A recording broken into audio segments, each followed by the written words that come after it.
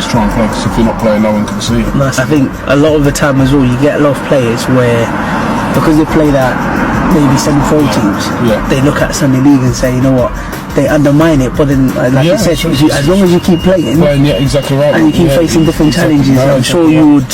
There's good players. You can walk down the park and just pick up a good player. They are out there, you know. They are out there, and it's working out. It's not what they do, because most clubs don't develop players. It's what you do for yourself. Because you think most managers got a year in their job. So if you can't cross, he's not going to put you in a team. He'll put someone else who can. Just buy another player for 50 minutes. So, or get someone, replace him. So it is one of them. So it's your own personal career. So you've got to try and do the best you can for yourself. Moving on to like Blood Brothers, because obviously I think that's when literally you came into the spotlight. Oh yeah, I think so. Yeah, I mean, if I'm being honest, I don't watch it.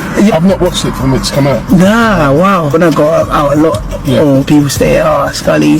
How did that come about? Like, was it just because obviously I know you're Robbie's cousin? Well, me and Robbie have been close for years. I mean, Robbie, I live in Luton now, and Robbie was the reason, and his brother Laurie were the reason why I actually moved to Luton, because I used to come up every weekend and see him. So my mum and Robbie's mum and Laurie, sisters, were very close. So every weekend we used to meet up around each other's house. So, and obviously kept in contact. Robbie, I remember when he first started AFTV, we didn't expect it to be the level it's at. He was at a funeral, we caught up, and then he said, I've got something for you. I want you to get you involved in something. And I said, I'm running a football. I'm setting up a football team. I was like, okay. Robbie's always coming up with good ideas. To be fair, I didn't know the seriousness of it.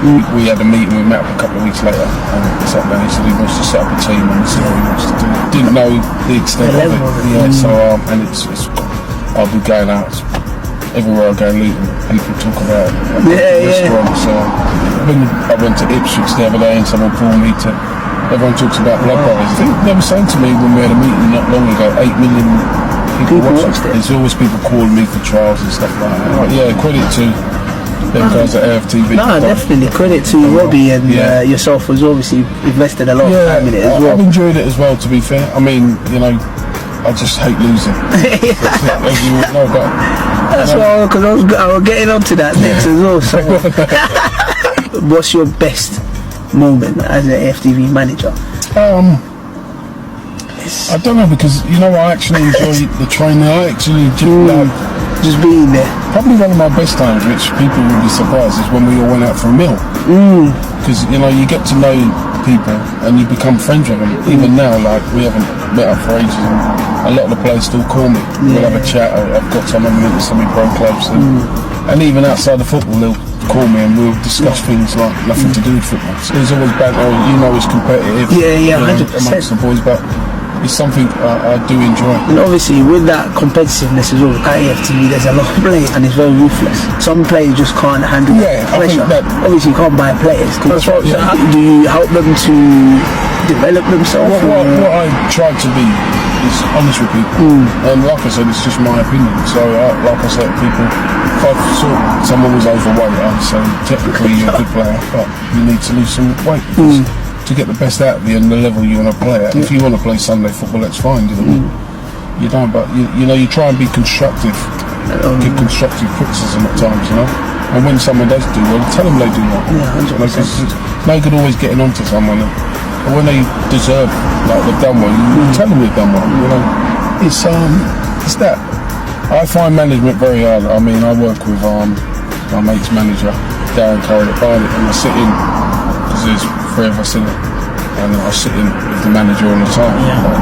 And I always say to him, I will never be a manager, because I just find it so difficult. In general, you know, the pressures of it. Some of the things players come in and ask about, I'm thinking, God, it's like you're babysitting. I take my hat off to a lot of these managers. And what's been your, let's say, worst moment or moment that you've not been proud of? Whether Blood Brothers or coaching or... AFTV, I could say losing to DT.